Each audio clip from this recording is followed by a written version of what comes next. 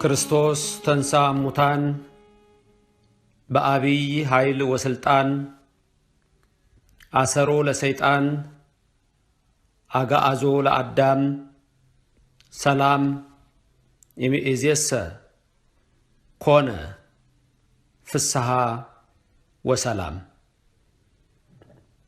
በታላቅ ኃይልና ግርማ የተነሳ ሙስና መቃብርን ያጠፋ ሞትን ድል ያደረገ ሰይጣንን ያሰረልን ሰላምን የሰጠን ሐሴትን ያደለን የሁላችን አምላክ እግዚአብሔር ስሙ የተመሰገነ ይሁን። የእመቤታችን ቅድስተ ቅዱሳን ምልዕተ ክብር ምልዕተ ጸጋ እመቤታችን ጸጋዋን ክብሯን አሁንም በእኛ ላይ ያድርግልን። ዛሬ ዕለተ ቀዳሚት ነው። ዕለተ ቀዳሚት የሚለው ስያሜ ቀዳሚት የሚለው ቀዳሚት ሰንበት ለማለት የመጀመሪያዋ ሰንበት ለማለት ነው እንጂ በቁጥሩ ከሄድን ሰባተኛ ቀን ማለት ነው። ከትንሣኤ በኋላ ያለችው እቺ ቀዳሚ ደግሞ በዚህ በትንሣኤው ሰሞን ልዩ ስም አላት። የዛሬውም የዕለተ ቀዳሚት ስያሜ ቅዱሳት አንስት የተቀደሱ ሴቶች የሚል ስያሜ ተሰጥቶታል። ይህ ስያሜ እንዴት ተሰጠው ስንል ከመጀመሪያው ጀምረን እንዳየነው ከሰኞ ማዕዶት ጀምሮ ማክሰኞ ቶማስ፣ ረቡዕ አልዓዛር፣ ሐሙስ የአዳም ሐሙስ የሔዋን ሐሙስ፣ አርብ ደግሞ ቤተ ክርስቲያን ብለን ዛሬ ደግሞ እነዚህ ቅዱሳት ሴቶች እንዲታሰቡ መንፈስ ቅዱስ በአባቶቻችን ሥርዓት ሰርቶልናል። እነዚህ ቅዱሳት ሴቶች ቁጥራቸው 36 ነው። ክብር ይግባውና መድኃኒታችን ኢየሱስ ክርስቶስ ከዋለበት እየዋሉ ካደረበት እያደሩ የሚያስተምራቸው ሐዋርያት አሉ። 12 ነው ቁጥራቸው። ከነሱ ጋር ደግሞ 72 ረዳቶች ወይም አርድኢት ሌሎች ደቀ መዛሙርት አሉ። 72 ናቸው። እንደገና ደግሞ እግዚአብሔር የመረጣቸው 36 የተቀደሱ ሴቶች ነበሩ። እነዚህን 120 የጌታ ቤተሰቦች ይላቸዋል። እነዚህ 36ቱ ቅዱሳት አንስት መድኃኒታችን ኢየሱስ ክርስቶስን በአገልግሎቱ ይረዱት የነበሩ፣ ገንዘባቸውን ለአገልግሎት ይሰጡ የነበሩ፣ ጊዜያቸውን፣ ሰዓታቸውን፣ ንብረታቸውን ሁሉ የጌታችን ትምህርት ለሰው ልጆች እንዲደርስ ሌላውን አብሮ የሚከተለውን ምእመን ሲረዱ የነበሩ የተቀደሱ ሴቶች ናቸው። የነዚህ የ36ቱም ቅዱሳት አንስት በረከት በሁላችን ላይ አድሮ ይኑር። የዛሬው ቅዳሜ ለነሱ ተሰይሟል። በታሪክ እንደምታውቁት በወንጌል እንደተጻፈ መድኃኒታችን ኢየሱስ ክርስቶስ ወደ መስቀል ሲወሰድ፣ ወደ ሐናና ወደ ቀያፋ ሲወሰድ፣ ወደ ጲላጦስና ወደ ሄሮድስ ሲወሰድ እነዚህ ቅዱሳት ሴቶች እያለቀሱ ይከተሉት ነበረ። እነዚህ እያለቀሱ ይከተሉት የነበሩትንም ቅዱሳት ሴቶች መድኃኒታችን ኢየሱስ ክርስቶስ ለእኔ አታልቅሱ፣ ለራሳችሁና ለልጆቻችሁ አልቅሱ፣ ለእስራኤል ለኢየሩሳሌም አልቅሱ፣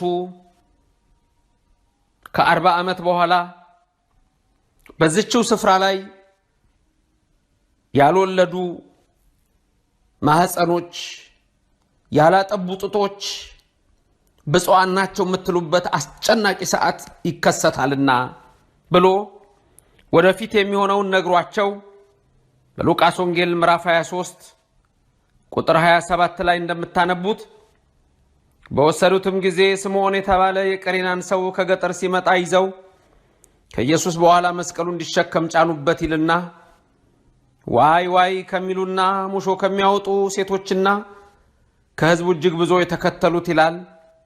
ኢየሱስ ክርስቶስ ግን ዘወር ብሎ እናንተ የኢየሩሳሌም ልጆች ለኔ አታልቅሱልኝ፣ ዳሩ ግን መካኖችና ብፁዓን እነሆ ያላጠቡ ጡቶች ብፁዓን ናቸው የምትሉበት ጊዜ ይመጣል ብሎ ይህን ይነግራቸዋል። ከነዚህም ውስጥ ከነበሩት ሴቶች እነዚህ የተመረጡት 36ቱ ሴቶች ነበሩ። ጌታችን መድኃኒታችን ኢየሱስ ክርስቶስ መከራውን ሲቀበል ከሩቅ ሆነው እያለቀሱ የነበሩ እነዚህ ሴቶች በዛሬው ዕለት በዕለተ ቀዳሚት ለነሱ የተሰየመበት ምክንያት የእምነት ጽናታቸው፣ የእምነት አገልግሎታቸው፣ ብርታታቸው ነበረ።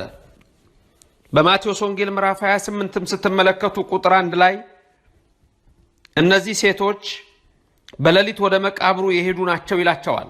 ለምሳሌ መግደላዊት ማርያምና ሁለተኛይቱን ማርያም ይገልጻል።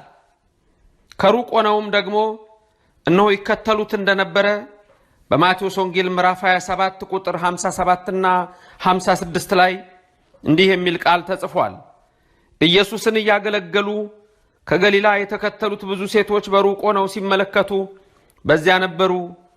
ከነርሱም መግደላዊት ማርያምና የያዕቆብ የዮሳ እናት ማርያም፣ የዘብዴዎስም የልጆቹ እናት ሌላይቱ ማርያም ነበሩ ብሎ ያሉትን ዋናዎቹን በስም ይገልጽልናል። ጌታችንም ሞትን ድል አድርጎ በተነሳ ሰዓት መጀመሪያ ላይ የሄዱት እነዚህ ሴቶች ናቸው፣ ሽቶ ለመቀባት። ይልቁንም መግደላዊት ማርያም እንደገና ሌሎቹ ስማቸው የተጠቀሰና ያልተጠቀሰ በጠቅላላ ወደ ጌታችን ወደ መቃብሩ ስፍራ የሄዱ እንደውም ደግሞ በሚገርም ሁኔታ ለደቀ መዛሙርቱ ኢየሱስ ክርስቶስ ተነስቷል ብለው መላእክት የነገሯቸውን የኢየሱስ ክርስቶስን ትንሣኤ ያበሰሩ እነሆ ከሴቶች ወገን እነዚህ ይልቁንም መግደላዊት ማርያም ናት። ስለዚህም እነዚህ ቅዱሳት ሴቶች ተብለው በቤተ ክርስቲያናችን ሥርዓት ከ120 የጌታ ቤተሰቦች ውስጥ የተጨመሩ እግዚአብሔር አምላክ ትልቅ ጸጋ የሰጣቸው ክብር የሰጣቸው እነዚህ የተባረኩ ሴቶች ናቸው። መጽሐፍ ቅዱስ እንደሚነግረን ወንጌል እንደሚመሰክርልን ጌታን ለመቃብር ዝግጅት ሽቶ የቀቡ በተነሳም ጊዜ ገና እነሆ ቀድመው ሄደው ሽቶ ለመቀባት የፈለጉ ሰንበት የገባባቸው እነዚህ ቅዱሳት ሴቶች ነበሩ። ስለዚህም ለነዚህ ሴቶች ቤተክርስቲያናችን ትልቅ ክብር ትሰጣቸዋለች። በጸሎታቸው እኛንም በመልጃቸው ከኢየሱስ ክርስቶስ ዘንድ ያማልዱን። ስለዚህም እነዚህ የተባረኩ ሴቶች የመንፈስ ቅዱስ ጸጋ በተሰጠበት ዕለት ድንግል ማርያምን መሃላቸው አድርገው ንግስታችን እያሉ እመቤታችን እያሉ ከሐዋርያቱና ከ72ቱ አርድእት ጋር ደጅ የሚጠኗት እንደነበሩ በብዙ የቤተክርስቲያናችን ኦርቶዶክሳዊ ታሪክ ላይ ተጽፏል። ቅዱስ ሉቃስ በጻፈው የሐዋርያት ሥራ ምዕራፍ 1 ላይ እነዚህን ተሰብስበው ጌታ ኃይል ልክላችኋለሁ፣ መንፈስ ቅዱስ ይወርድላችኋል፣ ጠብቁ ያላቸውን ሲዘረዝራቸው በሉቃስ ወንጌል ምዕራፍ 1 ላይ እንዲህ የሚል ቃል ታገኛላችሁ። በተለይ ቁጥር 14 ላይ እነዚህ ሁሉ ይላል። እነዚህ ሁሉ የሚላቸው እነ ጴጥሮስ፣ ዮሐንስ፣ ያዕቆብ፣ እንድርያስ፣ ፊልጶስ፣ ቶማስ፣ በርቶሎሜዎስ፣ ማቴዎስ፣ ያዕቆብ እንደገና ደግሞ ሌላው ስምዖን የተባለው ያዕቆብ እነዚህ ሁሉ በአንድ ላይ ተሰብስበው ሳሉ የዛን ጊዜ እነዚህ ሁሉ በአንድ ላይ ሲኖሩ ከሴቶችና ከኢየሱስ እናት ከማርያም ከወንድሞቹም ጋር በአንድ ልብ ሆነው ለጸሎት ይተጉ ነበር ይላል። ከሴቶችና ከኢየሱስ እናት የኢየሱስን እናት እመቤታችን ማርያም በመካከላቸው አድርገው ንግሥትነ እያሉ እግዝእትነ እያሉ እነሆ እሷን ደጅ እየጠኑ ከሷ ቃል እየተማሩ ያንን የተስፋ ቃል እየጠበቁ በአንድ ላይ ነበሩ። ስለዚህ እነዚህ ቅዱሳት ሴቶች እጅግ የተመረጡ ከእመቤታችን ጋር የነበሩ ከጌታ ከኢየሱስ ክርስቶስ ጋር የነበሩ አብረው ሲያገለግሉት የነበሩ ከገሊላ ጀምሮ የተከተሉት 3 ዓመት ሙሉ ሲያስተምር ያልተለዩት በገንዘባቸው የረዱ እነዚህ የተባረኩ የተመረጡ ቅዱሳት አንስት ስንክሳር ረፍታቸውን እያሰበ ገድላቸውን እያሰበ በረከታቸው ለኛ እንዲደርስ ዕለት ዕለት እግዚአብሔር እንድንማጸነው የተደረገውም ከዚህ የተነሳ ነው። ስለዚህ ዕለት የቅዱሳት አንስት መታሰቢያ ተደርጎ ተወስዷል። እግዚአብሔር አምላካችን የመጀመሪያውን ትንሣኤ አይተው ለጴጥሮስና ለዮሐንስ እንደመሰከሩ ለደቀ መዛሙርት ሁሉ እንደመሰከሩ የኤማሁስ መንገደኞችም ሳይቀሩ ይህንን ሐቅ እንደተናገሩ እነዚህ ቅዱሳት ሴቶች ኢየሱስ ክርስቶስን አምነው ተከትለው ለኛ ሁሉ በረከት የሆኑ ናቸው። የነሱ በረከት በእኛ ላይ አድሮ ይኑር።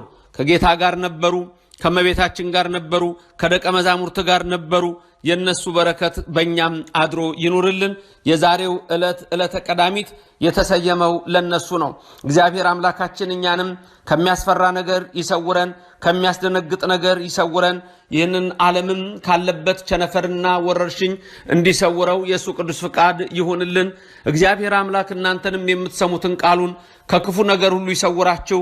እመብርሃን ቅድስት ድንግል ማርያም የጎደለ ነገር ካለ ትሙላላችሁ፣ የመረረ ነገር ካለ ታጣፍጥላችሁ። የቅዱስ ሚካኤል የቅዱስ ገብርኤል ክንፍ ይጋርዳችሁ፣ ከክፉ ነገር ሁሉ ይጠብቃችሁ። ይህንን መልእክቴን እነሆ ሁልጊዜ ከምትከታተሉ ሰዎች መካከል አባቴ ያረፈብኝ ብለሽ የላክሽልኛለሽ። እግዚአብሔር አባትሽን ነፍስ በገነት በመንግስተ ሰማያት ያኑርልሽ፣ አንቺንም ባለሽበት የባዕድ አገር ያጽናሽ። እግዚአብሔር የወደደውን አድርጓልና እነሆ በአብርሃም በይስሐቅ በያዕቆብ እቅፍ ያሳርፍልሽ። ሌላው ደግሞ እነሆ ባለቤቴ በኮሮና ቫይረስ ተይዞ ነበርና እግዚአብሔርን አመስግንልኝ ብለሽ የጻፍሽልኝም አለሽ። እግዚአብሔር አምላክ አሁንም ፍጹም ጤና ላንቺም ለባለቤትሽም ለቤተሰቦችሽም ያድል። ሁላችሁንም ይህንን ትምህርት የምትከታተሉ ዕለት ዕለት በዚህ እነሆ የክርስቶስን ቃል የምትሰሙ የክርስቶስ ወንጌል የኦርቶዶክስ ትምህርት የሚናፍቃችሁ ከሌላው ዓለማዊ ጫጫታ ይልቅ የክርስቶስን ወንጌል የመረጣችሁ እናንተ በሕይወት ዘመናችሁ ሁሉ እግዚአብሔር የልባችሁን ሐሳብ ይፈጽምላችሁ። ከሚያስጨንቅ ከሚያሳዝን ከሚያስለቅስ ነገር ይሰውራችሁ። አሁንም በዚህ ሕመም የሞቱትን ያጽድቅልን፣ እንደገና ደግሞ የታመሙትን ይፈውስልን። ይልቁንም በሕክምና ስፍራ የሚሰሩትን በሁል ጊዜ ጸሎታችን ልናስባቸው ይገባል። እግዚአብሔር ጋሻና መከታ ከለላ ይሁንላቸው። እናንተንም የሰማችሁትን ቃሉን ሁሉ የልባችሁን ልመና ይስማችሁ። የማትዘነጉት ነገር ግን አሁንም እንደዚህ እንደተባረኩት ሴቶች እናንተም የትንሣኤውን ብርሃን የኢየሱስ ክርስቶስን ወንጌል የኦርቶዶክስ ተዋሕዶ ቤተክርስቲያንን ምስጢር ለሌላው ዓለም ታደርሱ ዘንድ እናንተም የቃሉ ሐዋርያ ናችሁ። ስለዚህ ይህን የሰማችሁትን ትምህርት ሁሉ ለሌላው ሰው የሚደርስበት መንገድ የቴክኖሎጂው መንገድ ሁሉ ተጠቅማችሁ ለሁሉም ሰው አዳርሱ። ጾም ሲፈታ ሰይጣንም አብሮ ተፈቷል። ብዙዎችን ታድኑ ዘንድ እናንተም መንፈሳዊ ግዴታ አለባችሁ። እግዚአብሔር በረድኤት እመቤታችን በምልጃ መላእክት በጥበቃቸው ነቢያት በትንቢታቸው ሐዋርያት በስብከታቸው ሰማዕታት በደማቸው ለዘላለም ጋሻና መከታ ይሁኑላችሁ ለኔም ለባሪያው አሜን።